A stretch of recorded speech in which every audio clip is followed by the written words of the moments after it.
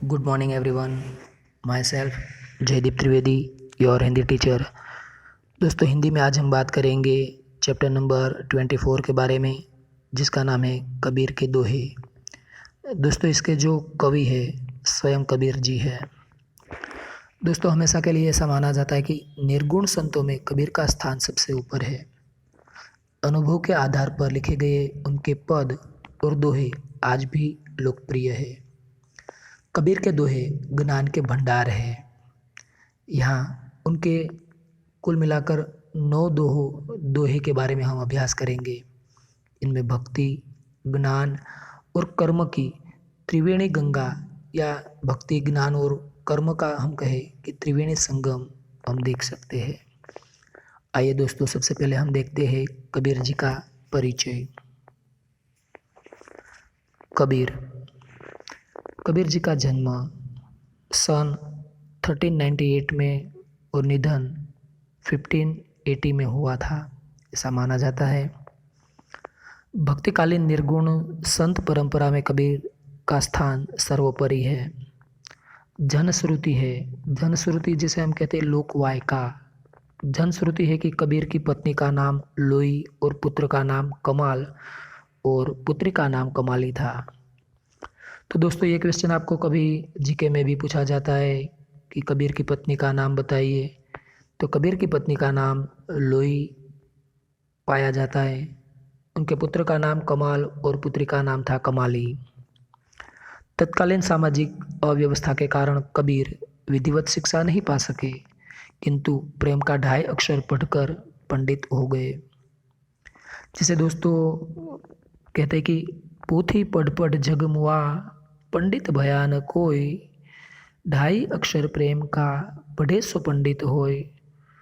तो उस समय की जो सामाजिक व्यवस्था थी, इसके कारण कबीर विधिवत शिक्षा नहीं पा सके, किंतु प्रेम का 2.5 अक्षर पढ़कर वे पंडित हो गए। उन्होंने कहा है कि मसी कागद छियो नहीं, कलम गह्यो नहीं हाथ।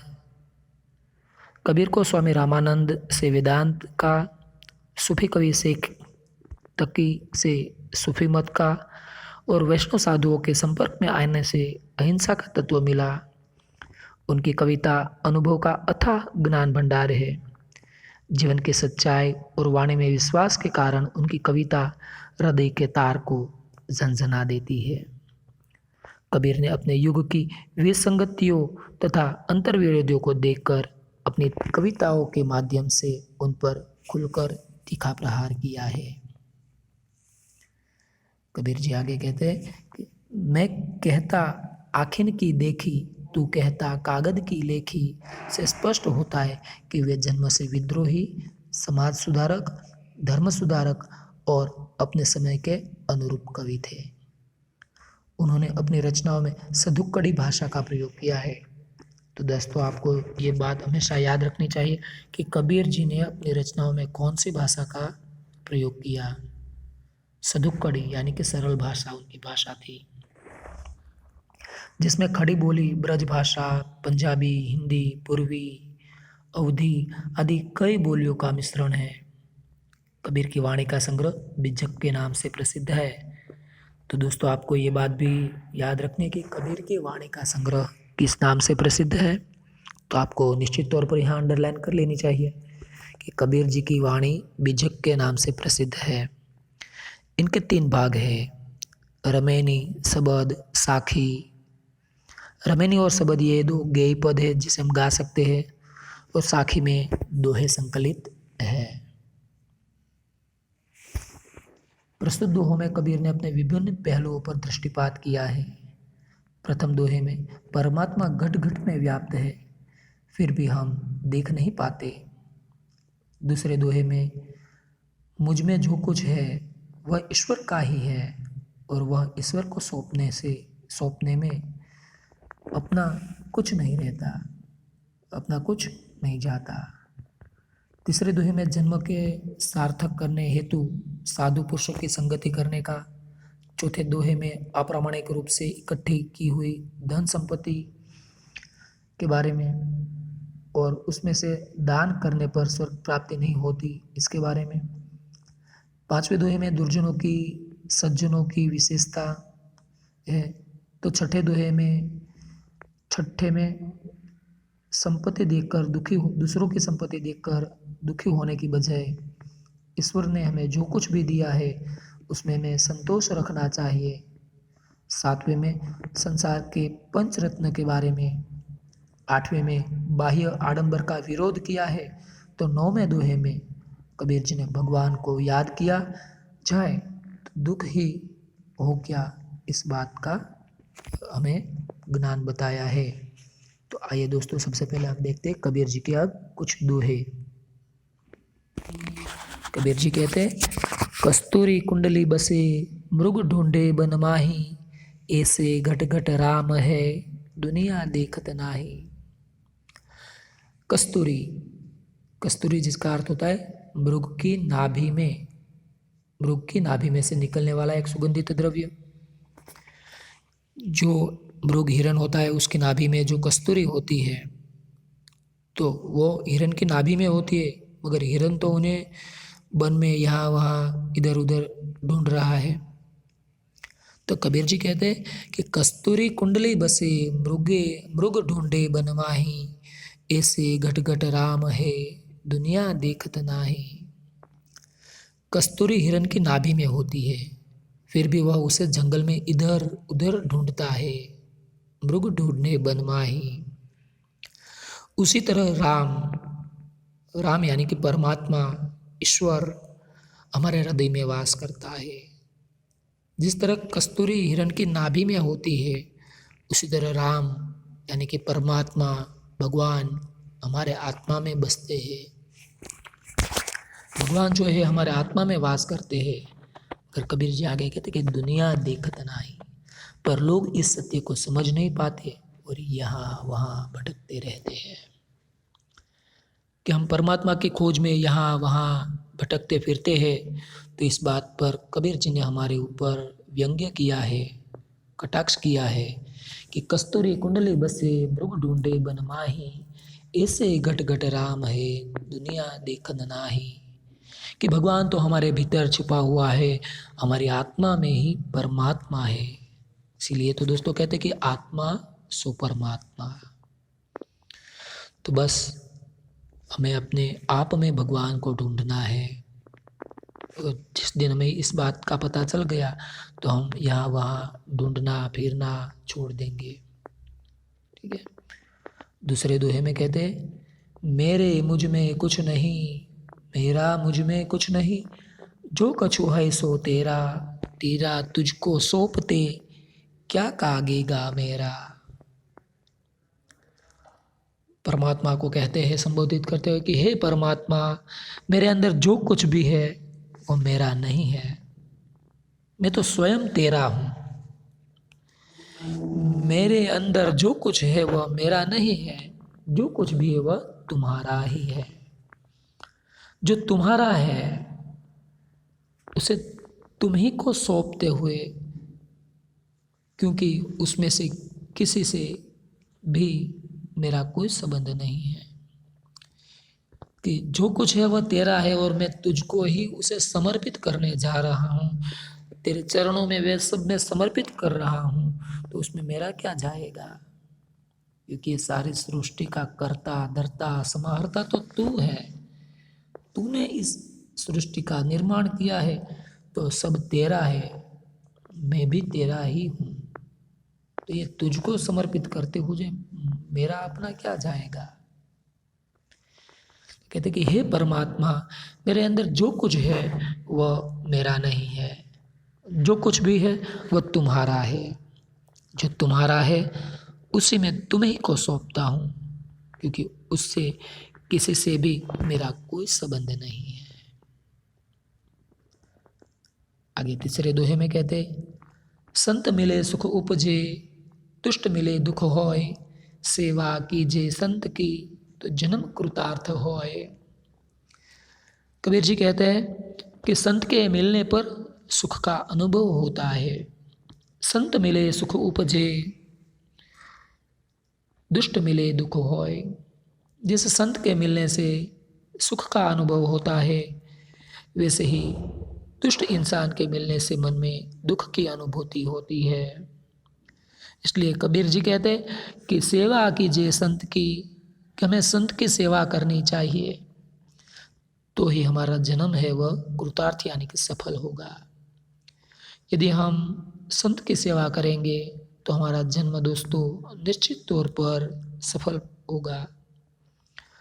संत के मिलने पर सुख की अनुभूति और दुष्ट के मिलने पर दुख की अनुभूति, ये तो सहज बात है। जैसा संग वैसा रंग। यदि हम सज्जनों की सेवा करते हैं, उनका संग करते हैं, तो हमारा जीवन निश्चित तौर पर सफल होगा। आगे कहते हैं, एहरन की चोरी करे करे सुई का दान, ऊंचे चढ़कर देखते कई तक दूर विमान। कबीर जी कहते हैं एहरन, एहरन जिसे हम कहते हैं निहई, लोहार का एक औजार, एरण जिसे हम कहते हैं, एहरन कहते हैं, लोहे का एक औजार। कहते हैं कि एहरन की चोरी करे, एहरन की चोरी करते हैं और सुई का दान देते हैं। फिर वे ऊंचे छत पर चढ़कर देखते हैं कि उनके लिए स्वर्ग से आने वाला विमान अभी कितना दूर है। ऊंचे चढ़कर देखते कैतक दूर विमान, विमान स्वर्ग से आने वाला जो विमान है वो कितना दूर है। यहाँ पर दोस्तों उन लोगों पर कबीर जी ने कटाक्ष किया है कि जो अबजों रुपये की हम कहें कि चोरी करते हैं, भ्रष्टाचार करके रुपये कमाते हैं और उनमें से कुछ रुपये दान में देते हैं। यदि हम गलत तरीके से रुपये कमाते हैं और फिर उसमें से कुछ हिस्सा दान का भी निकाल ले और फिर हम छत पर चढ़कर पुकारे कि हमने तो दान दिया, हमने तो धर्म कार्य किया, हमारा वास स्वर्ग में होगा, भगवान खुश होगा, तो दोस्तों ये गलत बात है। यदि हम अबजों रुपये किया भ्रष्टाचार करें और उसमें से कुछ लाख रुपए का दान दे दे, तो ये तो बिल्कुल इसी तरह हुआ कि एहरन की चोरी करे करे सुई का दान, ऊंचे चढ़कर देखते केतक दूर विमान। आज समाज में जो बोलबाला है वही यही हम देखते हैं कि अप्रमाणित ढंग से ढेर सारा धन कमाकर जरा सा दान देने वालों की आज कमी नहीं है। मगर अप्रमाणित ढंग से जो दोस्तों ढेर सारा धन कमाता है और जरा सा दान देने वालों की उसकी जो मूर्खता है, इस पर कबीर जी ने यहाँ गहरा व्यंग्य किया है। ठीक है, आगे कहते हैं, सोना सज्जन साधु जन टूटे जुरे सोबार, दुर्जन कुंभ कुम्हार के एक ही धका दरार।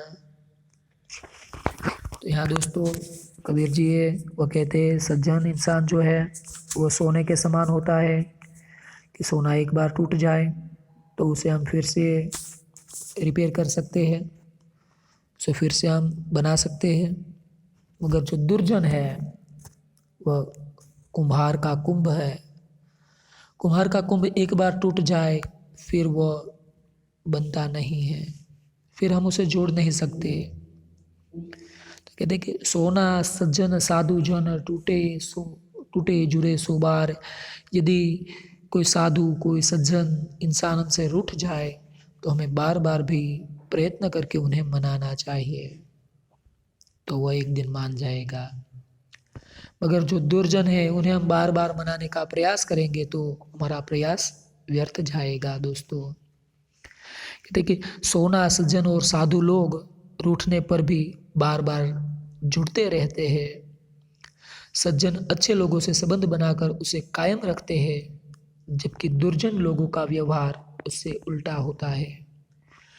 जैसे जरा सी दरार वाले मटके को थोड़ा धक्का मारने पर भी वो फूट जाता है। कहते हैं कि एक ही धक्का दरार कि मटके में एक बार दरार आ गई तो उसे हम जरा सा भी झटका दे दे या धक्का दे दे तो वह फूट जाता है। ठीक उसी तरह दुर्जन व्यक्ति टूटते हुए संबंध को पूरी तरह तोड़ने में संकोच नहीं रखता, वो तो बस एक दरार ढूंढता है और धीरे से भी कोई गलती से भी धक्का लग जाए तो संबंध समाप्त मानो। यहाँ कबीर जी ने दोस्तों सज्जन और दुर्जन के स्वभाव का अंतर बताया है कि सज्जन जोड़ने का और दुर्जन जो है वह तोड़ने का स्वभाव रखता है। सज्जन लोग दूसरों से हमेशा एक बार संबंध बनाते हैं तो जीवन भर उस संबंध पर कायम रहते हैं, जबकि दुर्जन है वह संबंध को तोड़ने की कोशिश करता रहता है।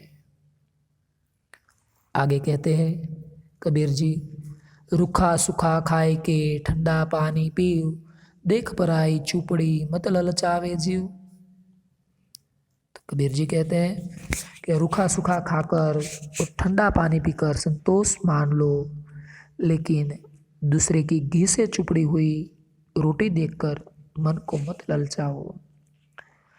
दोस्तों संस्कृत में कहा जाता है कि लोभः पापस्य कारणम, लोभ पाप का कारण है। यहाँ कबीर जी ने हमें बताया कि हमारे अपने आप में हमें कितने कष्ट क्यों ना सहने पड़े, मगर दूसरों की संपत्ति देखकर हमें कभी अपना जी नहीं ललचाना चाहिए। ठीक है। कबीर जी कहते हैं कि आत्मसंयम हमें रखना है, हमें संतोष की भावना रखनी है, और यही सीख कबीर जी हमें देते हैं दोस्तों कि चाहे रूखा सूखा खाना पड़े तो भी ठीक, रूखा सूखा खाए के ठंडा पानी पी के, मगर कहते कि देख पराई चुपड़ी, दूसरों की जो चुपड़ी हुई रोटी है उसे देखकर कभी अपना जी ललचाना नहीं चाहिए। कबीर जी आगे कहते हैं दोस्तों, कबीर इस संसार में पंचरत्न है सार, साधु मिलन हरि भजन दया दिन उपकार। कहते कि कबीर कहते हैं कि इस संसार में रत्न जैसी बहुमूल्य वस्तुएं 5 हैं, कि इस संसार में पंच रत्न जो बहुमूल्यवान हैं कौन कौन है वह।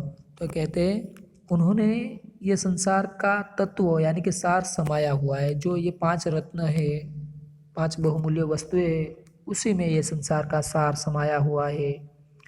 और ये वस्तुएं है साधु का मिलन यानी कि सत्संगति, अच्छे लोगों से मिलना। दूसरा है हरि भजन, भगवान के कीर्तन करना, उसके गुणगान गाना। तीसरा है दया की भावना रखना। चौथा है नम्रता। और 5वां है उपकार, दया की भावना रखना और उपकार करना। कबीर के अनुसार इन 5 बातों को अपनाने से मनुष्य सुख शांति के भवसागर को पार कर सकता है दोस्तों। तो हमें हमेशा के लिए इन 5 बातों को अपने दिमाग में रखनी चाहिए कि अच्छे लोगों के साथ संग करना चाहिए, हरि भजन करते रहना चाहिए, भगवान का हमेशा स्मरण करना चाहिए, दूसरों के ऊपर दया की भावना रखनी है, साथ साथ में नम्रता और परोपकार भी करने हैं। ठीक है। आगे दोहा नंबर 8 में कहते हैं, कांकर पाथर झोरी के मस्जिद लई चनाए, ता चढ़ी मुला बांग दे, क्या बहरा हुआ खुदाई। तो यहाँ दोस्तों कबीर जी ने कहा है कि भगवान तो हमारे हृदय में है, उसका स्मरण मन से करना चाहिए, बाह्य आडंबर से हमें दूर रहना चाहिए। कि हम कांकर पाथर के एक मस्जिद बना दे और मस्जिद के ऊपर चढ़ के मुला बांग पुकारे, तो क्या भगवान बहरा हो चुका है जो उन्हें इतनी जोर से सुनने की जरूरत पड़ गई। कबीर जी तो इस बात के ऊपर भी कटाक्ष करते। तो क्या कहते हैं देखिए, कि कंकड़ के पत्थर जोड़कर मस्जिद बनाई और उस पर चढ़कर मुला ने बांग देने लगा मुला, यानी कि जोर से खुदा ईश्वर को पुकारने लगा। तो कबीर जी पूछते हैं कि खुदा क्या बहरा हो गया है जो उसे इस तरह से पुकारने की ज़रूरत पड़ती है। क्या भगवान सच में बहरा हो गया है? तो लोग इतने जोर जोर से चिल्लाकर भगवान का स्मरण करते हैं, उन्हें याद करते हैं। कबीर जी तो ये प्रश्न करते हैं दोस्तों। ठीक है। आगे दोहा नंबर 9 में कहते हैं दोस्तों, कि दुख में सुमिरन सब करे, सुख में करे न कोई, जो सुख में सुमिरन करे तो दुख काहे को होए। दोस्तों, हमारी जो मानसिकता हो गई है कि हम पर जब भी कोई आपत्ति आ जाए तभी हम भगवान को याद करते हैं, सिर पर हाथ रखकर बैठ जाते हैं कि हे भगवान अब क्या होगा। मगर जब हम खुश होते हैं, जब हमारा मन प्रसन्न होता है तो हम कभी भगवान को याद नहीं करते। दोस्तों, ये कड़वी वास्तविकता है। कहीं से भी जेब में पैसे आ गए और बहुत प्रसन्नता आ गई, हम तुरंत कहेंगे कि चलो आज पार्टी शार्टी करते हैं, दोस्तों से मिलते हैं, कहीं खाना खाने जाते हैं, कहीं घूमने जाते हैं। उस वक्त हमें भगवान याद नहीं आता। दोस्तों, भगवान तो तब याद आता है कि जब हम पर कोई मुसीबत आ जाए। ये एक कड़वी सच्चाई है दोस्तों। तो यहाँ इस बात को कबीर जी ने बहुत सुंदर तरीके से बताया कि दुख में सुमिरन सब करे, सुख में करे न कोई, जो सुख में सुमिरन करे तो दुख काहे को होए। कि दुख में सब लोग भगवान को याद करते हैं, सुख में उसे कोई याद नहीं करता। दोस्तों, यदि हम सुख में भगवान को याद करेंगे, सुख में भगवान को याद किया जाए तो दुख दोस्तों निश्चित तौर पर मैं कहूँ कि आएगा ही नहीं। यदि तुम सुख में भगवान की उपासना करोगे, भगवान का नाम जाप करोगे, उसका स्मरण करोगे, भगवान को याद करोगे तो तुम्हारा दुख का वक्त ही नहीं आएगा। दोस्तों, कबीर जी यहाँ कहना चाहते हैं कि दुख हो या सुख, भगवान का स्मरण हमें कभी नहीं भूलना चाहिए, क्योंकि हम जो है उसी परमात्मा की देन है और उस परमात्मा की कृपा हमेशा हमारे ऊपर बरसती रहेगी। तो दुख की तो मैं कहूँ कि कोई विषाद नहीं कि वो हमारे पास आ सके या हमको छू भी सके। तो दोस्तों, इसी के साथ ये जो चैप्टर है यहाँ मैं समाप्त करता हूँ। यदि आपको इसमें कोई भी प्रश्न हो तो जैसा मैं अपने हर लेक्चर में कहता हूँ कि आप स्कूल के वक्त में मुझे कॉल कर सकते हैं या तो कभी भी मुझे मैसेज करके भी पूछ सकते हैं। अस्तु, धन्यवाद।